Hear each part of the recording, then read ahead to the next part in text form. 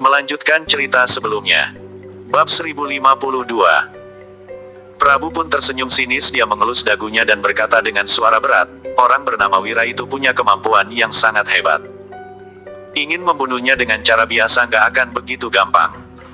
Jadi kita harus memikirkan cara untuk memancingnya keluar dari dusun Darmadi dulu. Setelah itu, kita baru bisa membunuhnya dengan gampang. Tuan Prabu memang bijak. Wakil Jenderal itu berkata, nggak peduli seberapa hebat Wira asalkan bisa memancingnya keluar dari dusun Darmadi, 1000 orang itu pasti bisa akan membunuhnya. Prabu tertawa sambil menatap ke kejauhan dengan mata berapi-api. Kemudian dia mendengus.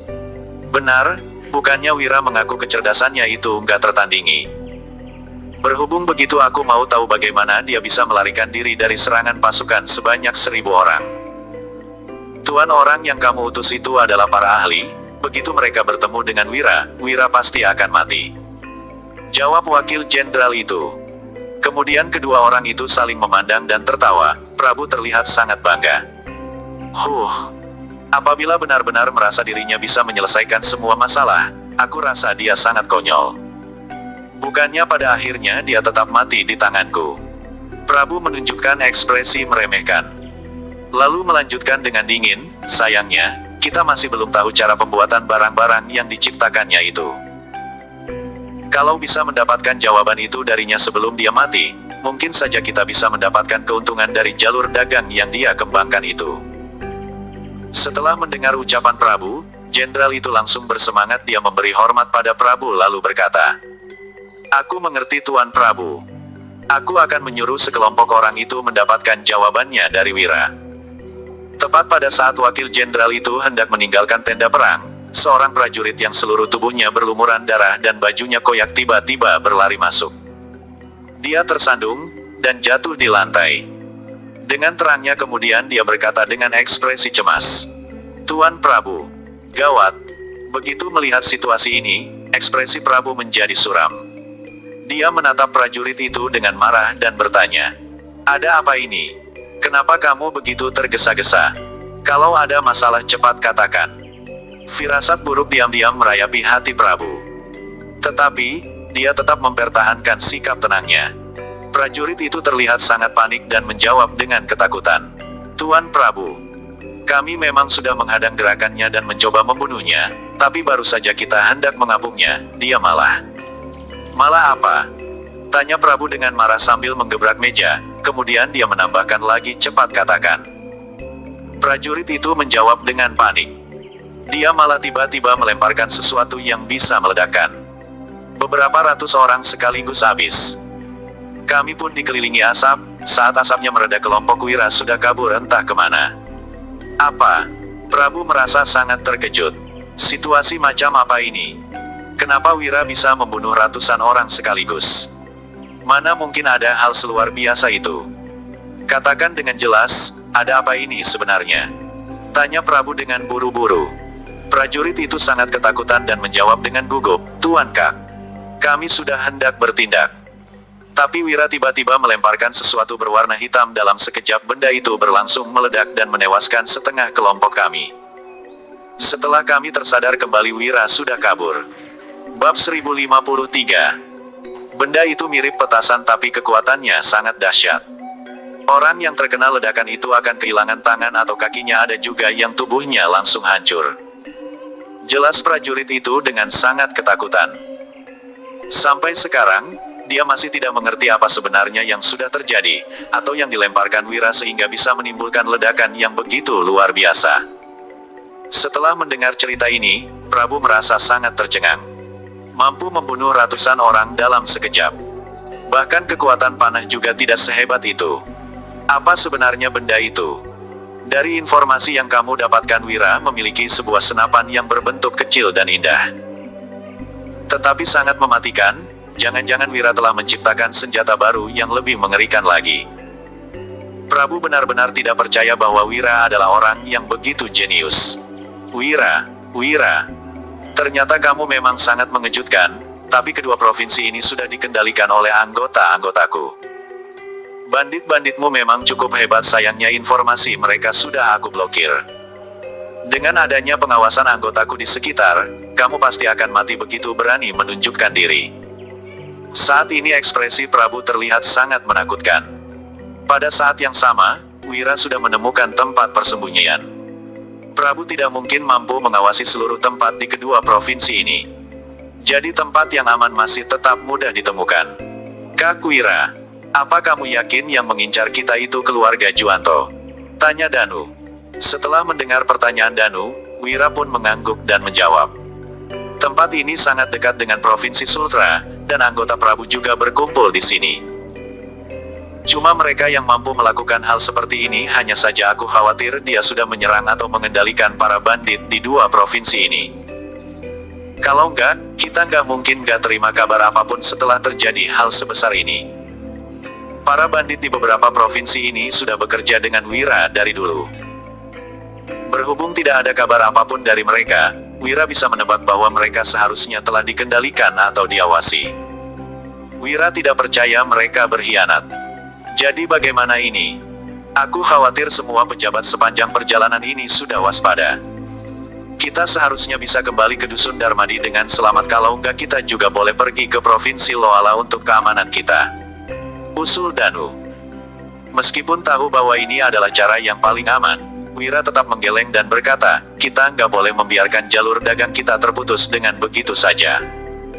Berhubung Prabu ingin mencari masalah dengan kita juga nggak boleh membiarkannya tanpa kita berbuat apa-apa. Ini adalah pertama kalinya Wira mengalami kerugian yang begitu besar. Ternyata Prabu memang cukup berkemampuan. Rencana yang dibuat Prabu untuk membunuh Wira ini sangat sederhana, hingga bila tidak bisa menebak, ini adalah ulahnya. Namun, cara yang paling sederhana biasanya memang adalah yang paling efektif. Kak Wira, kamu sudah terpikirkan cara untuk menghadapinya? Tanya Danu dengan terkejut setelah mendengar ucapan Wira. Bab 1054. Wira pun wajah tersenyum dan menjawab. Biarpun gak yakin sepenuhnya, aku punya cara untuk membuat Prabu gak bisa mencari masalah dengan kita lagi. Setelah mendengar jawaban Wira, Danu pun tertawa dan bertanya, Kak Wira, katakanlah apa yang harus kita lakukan. Wira mengedipkan matanya, dan menjawab, mengandalkan orang lain untuk menghabisinya. Begitu mendengar jawaban itu, semua orang pun kebingungan. Karena tidak mengerti maksud Wira. Namun Wira hanya wajah tersenyum, misterius tanpa menjelaskannya. Pada saat kejadian ini berlangsung, Sigra sedang meninggalkan istana sambil wajah tersenyum. Setelah dia pergi, Jihan terlihat sedikit merasa bersalah. Saat ini Saika berjalan menghampiri Jihan dan bertanya dengan hati-hati, Ratu, Anda benar-benar menyetujuinya? Kalau begitu bagaimana Pangeran Jeffrey bisa menguasai dunia? Saika yang dari tadi mendengar pembicaraan mereka merasa sangat terkejut setelah mendengar syarat itu. Awalnya dia merasa, Jihan seharusnya tidak akan setuju, tadi sangka Jihan malah benar-benar menyetujuinya. Saika, apa yang diminta keluarga Barus nggak berlebihan kok. Setelah dunia ini kembali damai, Jeffrey akan diangkat menjadi raja dan bisa hidup mewah. Meskipun kehilangan kekuasaan atas dunia, dia tetap bisa hidup bebas dan gembira. Apa kamu merasa itu nggak bagus? Tanya Jihan dengan suara yang kecil. Setelah mendengar ucapan Jihan, Saika pun mengedipkan matanya dan menjawab, Ratu, aku tidak bisa berkomentar dalam hal ini. Tapi apa Anda rela? Saika sangat memahami sifat Jihan. Jihan gak akan pernah mengingkari janjinya pada Raja Bakir. Sangatlah tidak sesuai dengan karakternya. Jihan berdesah dan ekspresinya menunjukkan rasa bersalah yang lebih mendalam lagi. Dia menjawab, kamu memahami sifatku dan pasti tahu aku nggak rela seperti yang kamu bilang, aku memang nggak akan menyerah. Begitu mendengar jawaban ini, Saika pun tercengang dan berseru, apa Anda tidak akan menyerah? Tapi Anda bukannya sudah setuju? Jangan-jangan. Saika tiba-tiba berpikir sesuatu dan terlihat sangat terkejut. Benar, aku hanya berpura-pura setuju. Jadi aku merasa bersalah pada seniorku dan keluarga Barus, jawab Jihan sambil berdesah. Tapi begitu keluarga Barus ikut campur, bagaimana Anda akan menanganinya? Tanya Saika. Dia khawatir tindakan Jihan kali ini terlalu berbahaya. Dan Jihan pada akhirnya tidak akan mampu mengendalikan situasinya. Begitu keluarga Barus memasuki istana dan menguasai dunia, mereka mungkin tidak akan bisa disingkirkan dengan semudah itu. Jangan khawatir, aku punya cara. Hanya saja, cara itu terlalu kejam. Jihad menghela nafas dalam-dalam lalu melanjutkan, undanglah Yuda kemari, ada yang mau kubicarakan dengannya. Saika tidak tahu apa maksud Jihan tetapi buru-buru melaksanakan perintah ini. Tidak lama kemudian Yuda pun datang menemui Jihan. Ratu, ada apa Anda mencariku? Tanya Yuda sambil memberi hormat pada Jihan. Jihan wajah tersenyum, lalu berkata, Yuda nggak usah begitu sungkan, duduklah, ada sebuah hal yang ingin diskusikan denganmu. Setelah itu Yuda pun duduk di atas kursi sambil menghela nafas, dia terlihat agak khawatir. Menurut tebakannya, alasan Jihan ingin menemuinya seharusnya berhubungan dengan kerajaan Agrel dan kerajaan Monoma, namun dia benar-benar tidak berdaya tentang hal itu, apalagi ada juga keluarga Juanto yang sedang mengamati dengan seksama. Yuda, baik itu kerajaan Agrel atau Raja Monoma, mereka adalah musuh luar. Saat ini, yang paling memusingkan itu keluarga Juanto. Ujar Jihan langsung ke intinya. Setelah mendengar ucapannya, Yuda juga mengangguk. Keluarga Juanto memang memiliki niat jahat dan tidak berhenti menimbulkan masalah dalam situasi seperti ini. Bagaimana mereka bisa menyelesaikan bahaya di perbatasan? Bab 1055. Begitu ada pergerakan sedikit saja, kerajaan Wala akan jadi mangsa bagi ketiga pihak. Kemal dan Ardi telah memikirkan sebuah solusi untukku. Apa kamu mau dengar apa caranya? Tanya Jihan kembali. Usai mendengar hal itu, Yuda tertegun sejenak. Cara? Apa masih ada cara lain? Masalah ini sepertinya sudah berada di jalan buntu. Kerajaan Wala tidak punya kekuatan militer, ditambah lagi konflik yang terjadi secara eksternal dan internal. Meski bisa mengalahkan salah satu pihak, kedua pihak lainnya akan langsung mengambil kesempatan. Masalah ini benar-benar sulit ditangani. Mohon petunjuk Ratu. Ucap Yuda buru-buru. Dia juga sangat penasaran dengan cara yang disarankan oleh kedua penasehat itu. Jihan berkata cara yang mereka sarankan sangat sederhana, mereka ingin meminta keluarga Barus. Hanya mendengar beberapa patah kalimat itu, Yuda langsung mengerutkan alisnya. Dia mengetahui masalah Jihan bermusuhan dengan keluarga Barus. Jadi mana mungkin keluarga Barus akan membantunya? Cara ini seharusnya mustahil untuk dilakukan. Yang mulia, bukannya Anda bilang keluarga Barus? Ucapan Yuda terhenti sampai di sana, namun maksud perkataannya sangat jelas. Benar, keluarga Barus tidak akan membantu kita menghadapi keluarga Juanto. Mereka juga menginginkan kekuasaan balas. Jihan seraya menghela napas, secara itu dia tampak sangat tak berdaya. Kalau begitu, bukankah cara ini tidak akan bisa berhasil? Gumam Yuda tanpa sadar. Mendengar hal itu Jihan menggelengkan kepalanya. Yuda, kutanya kepadamu. Bagaimana menurutmu kalau kerajaan Wala ini diserahkan pada keluarga Barus? Yuda langsung berdiri mendengar perkataan Jihan. Apa? Serahkan pada keluarga Barus? Yuda merasa sulit menerimanya. Bagaimanapun, kerajaan ini adalah milik keluarga Larasati. Meski keluarga Utari sangat mengenaskan saat ini, namun keluarga mereka telah banyak menerima kebaikan dari kerajaan Wala. Jika menyerahkan kerajaan ini kepada keluarga Barus, lalu apa bedanya dengan menyerahkan kepada keluarga Juanto? Yang mulia, apa maksud Anda? Jangan-jangan Anda sudah ingin menyerahkan negara ini dengan melupakan pesan terakhir mendiang raja? Tanya Yuda dengan tatapan tajam yang menyiratkan kemarahan. Meski sudah tidak menyukai Raja Bakir, dia tetap tidak melupakan pesan ayahnya untuk melindungi kerajaan Wala ini. Jadi tentu saja dia merasa terkejut dan sangat marah mendengar perkataan Jihan. Yuda, kerajaan Wala saat ini bagaikan kapal yang telah rusak. Semua pihak sedang mengincar kita. Mau gimana lagi kita mengubah situasinya? Daripada diserahkan kepada keluarga Juanto, lebih baik diserahkan kepada keluarga Barus. Jeffrey juga masih bisa hidup senang, bukankah begitu?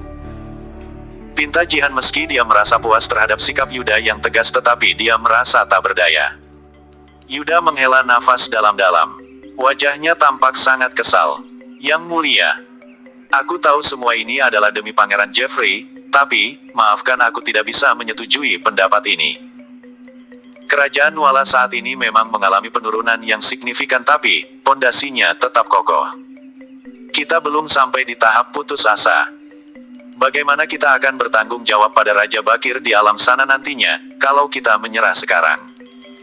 Perkataan Yuda ini sama sekali tidak sungkan. Jihan hanya wajah tersenyum, bahagia mendengarnya. Namun, ekspresi Jihan ini justru membuat Yuda merasa heran apa yang sedang ditertawakan Ratu.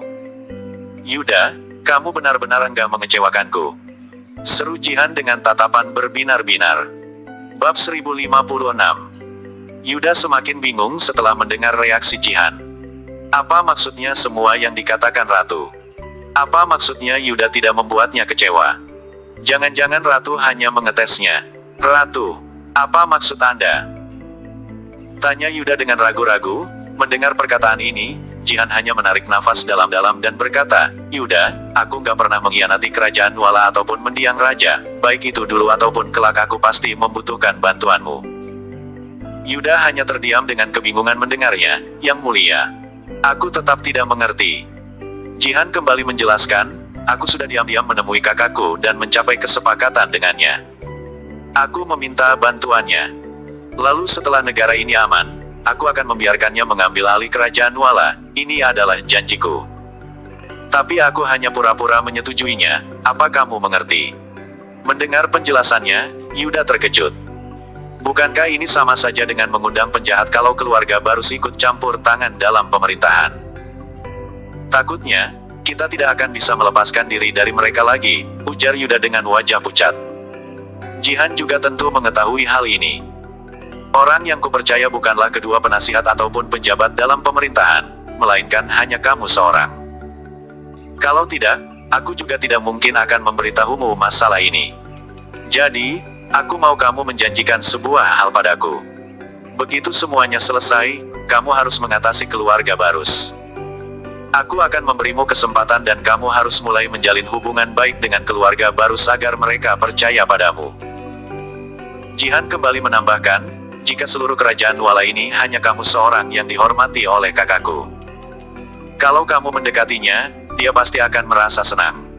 Dengan begitu, peluangmu menghabisinya juga semakin besar.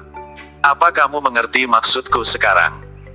Yuda langsung kaget mendengarnya. Dia tidak percaya Jihan bisa memikirkan rencana sekejam ini. "Yuda, aku tahu kamu pasti merasa kaget. Aku juga sudah siap untuk menjadi orang yang dibenci keluarga Barus selama beberapa generasi dan dikutuk leluhur keluarga Barus. Aku rela masuk neraka karena hal ini. Aku tidak menyesal. Demi kerajaan Nuala dan mendiang raja, aku rela menanggung semua cacian. Tapi aku hanya bisa mempercayakan hal ini kepadamu. Jadi, mungkin kamu juga akan menerima cacian yang sama. Apa kamu rela?" timpal Jihan. Jihan percaya pada Yuda seorang. Selain itu, semua orang tidak bisa dipercaya baginya. Hanya Yuda seorang yang bisa bersikap adil dan setia pada kerajaan Nuala. Orang lain tidak akan sanggup melakukannya. Ini juga salah satu alasannya memberitahu Yuda mengenai masalah ini. Yuda benar-benar kaget mendengar rencana Jihan. "Ratu, tindakanmu menghabisi keluargamu sendiri ini benar-benar..." Yuda tidak meneruskan ucapannya. Tetapi, dia merasa Jihan sangat tidak manusiawi jika bisa-bisanya dia mempererat keluarga Barus. Kemudian menghancurkan mereka. Ini terlalu sadis. Bab 1057. Terlebih lagi, Jihan dibesarkan di keluarga Barus. Bagaimana dia bisa setega itu? Jihan tersenyum sambil meneteskan air mata. "Aku juga tidak ingin mengambil keputusan ini. Tapi, apakah kamu menyuruhku menyerahkan kerajaan Nuala begitu saja? Aku memang bisa saja melakukan hal seperti itu. Paling-paling aku hanya dianggap tidak berguna. Aku tidak keberatan setidaknya dengan menyerahkannya kepada keluarga Barus. Aku dan Jeffrey akan aman seumur hidup. Tapi aku sudah berjanji pada mendiang raja untuk menjaga kerajaan Nuala demi keluarga Larasati. Aku tidak bisa mengingkari janji. Kalau kamu bersedia membantuku, aku akan berterima kasih padamu terlebih dahulu. Kalau kamu tidak bersedia, aku juga tidak menyesal," tanya Jihan pada Yuda. Yuda hanya menghela nafas setelah itu. Dia merenung cukup lama sebelum mengganggu penyetujuinya. "Baiklah, aku akan melaksanakannya." Jawab Yuda. Pada akhirnya dia tidak punya alasan untuk menolak, baik ini adalah demi kestabilan negara ataupun pesan ayahnya. Yuda tetap menyetujuinya meski harus menanggung resiko disertai seumur hidup. Pada saat ini, Sigra telah meninggalkan istana dan kembali ke keluarga Barus. Dia terus-menerus memikirkan hal ini. Meski telah setuju dengan permintaan adiknya, Sigra tetap merasa gelisah. Farel, menurutmu bibimu ini benar-benar bisa menyetujui hal ini? Apakah dia benar-benar akan merelakan posisinya kepada keluarga Barus untuk mendirikan dinasti yang baru? Setelah mendengar ucapan Sigra, Farel mengedipkan matanya. Kalau bibi sudah menyetujuinya, dia tidak mungkin akan ingkar janji, bukan? Sigra mengelengkan kepalanya. Aku hanya takut dia akan berubah pikiran setelahnya. Tapi, begitu keluarga Barus ikut serta dalam pemerintahan, bibimu juga nggak akan bisa berubah pikiran lagi saat itu. Farel bertanya dengan ragu-ragu. Ayah, apa yang ingin Anda lakukan? Sigra berpikir sebelum melanjutkan. Tidak ada satupun orang yang bisa dipercaya di kerajaan Nuala saat ini. Penasihat kanan dan kiri masih punya sedikit kemampuan. Tapi, kekuasaan mereka hanya sebatas memberi strategi dalam pemerintahan. Orang seperti Yuda memang senjata pamungkas kerajaan Nuala. Kalau bisa mendekati Yuda, rencana ini baru akan bisa sempurna. Farel kembali mengedipkan matanya saat berkata, Ayah, sepengetahuanku terhadap Yuda, dia tidak mungkin akan bisa mengabdi kepada keluarga Barus. Sigra berkata sambil tersenyum. Tentu saja, keluarga Utari sangat setia dari generasi ke generasi. Kalau keluarga Barus yang memegang alih pemerintahan, mau nggak mau Yuda juga akan menjadi bagian dari kita. Hanya saja, saat ini Yuda sedang menuju ke ibu kota bersama para pasukan kerajaan. Kita harus cari cara untuk menyusupkan orang ke dalam pasukannya. Tiba saatnya nanti keluar. Kalaupun bibimu berubah pikiran, dia hanya bisa mengandalkan Yuda dan pasukan kerajaan. Kalau kita bisa menyusupkan orang di antara pasukan itu, mereka bisa menyerang tiba-tiba dalam keadaan kritis. Timpal Sigra. Farel mengangguk setuju. Ucapan ayah memang masuk akal. Bisa juga kita menjalankan rencana seperti ini, tapi ayah, pasukan Yuda sangat setia. Bukankah terlalu sulit menyusupkan orang di antaranya? Farel sangat paham terhadap Yuda. Tentunya dia juga mengetahui kemampuan Yuda. Jika rencana ini bisa berhasil, tentu tidak akan ada masalah. Namun, jika mereka gagal, khawatirnya Yuda akan tersinggung. Ya memang agak sulit, tapi kita lakukan pelan-pelan saja. Bibimu juga sudah sepakat sekarang, bukankah kita seharusnya menekan keluarga Juanto sekarang? Saat mengatakan hal ini, Sigra tersenyum tipis. Tadi aku mendapat kabar, bahwa jalur bisnis Wira terputus gara-gara keluarga Juanto. Jadi dia juga pasti akan turun tangan melawan keluarga Juanto. Mendengar ucapan ayahnya, Farel tertawa. Orang seperti Wira nggak mungkin akan diam setelah dirugikan. Kalau Prabu memang merusak bisnisnya, Wira pasti akan menghadapinya. Bersambung.